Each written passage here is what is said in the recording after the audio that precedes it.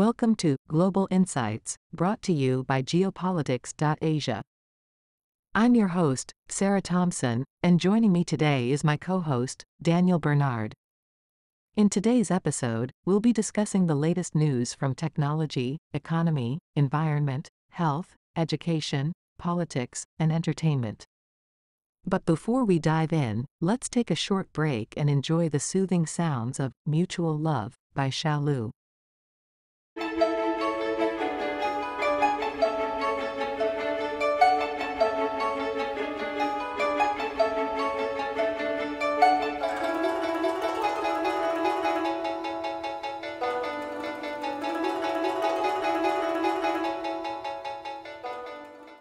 We're back, and we'll start with technology and media news.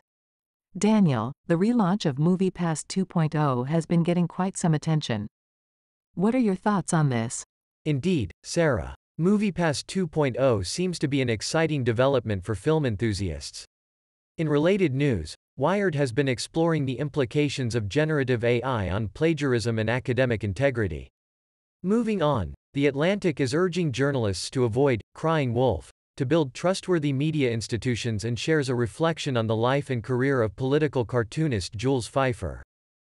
In economic news, Business Insider reveals that pharmaceutical companies are finally reducing insulin prices. However, there are concerns about the long-term affordability of the medication. They've also identified the largest short position in the global banking industry, located outside Switzerland and Silicon Valley. That's certainly noteworthy, Sarah.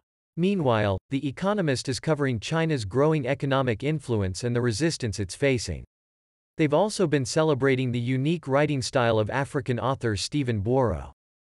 Turning to environmental news, Foreign Policy features the drowning of Yusufeli, Turkey, due to construction, and highlights Brazil's efforts to generate momentum for peace among other countries. In scientific discoveries, Science News reports an increased number of volcanoes on Venus than previously thought, and an elegant response to unusual mating systems observed in ants.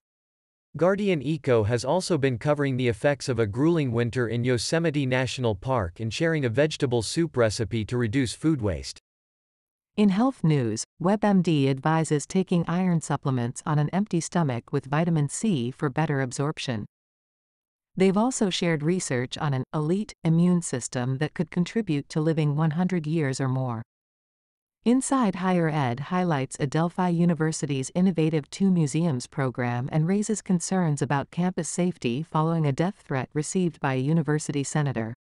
In politics and global affairs, Politico commemorates the 73rd anniversary of the first lethal Cold War clash over the Baltic Sea and discusses the shift in the COVID-19 battle from emergency rooms to public health policy. The Council on Foreign Relations examines Nigeria's economic desperation caused by the Central Bank of Nigeria's policies and the alarming nuclear arms race between the US and the Soviet Union during the Cold War.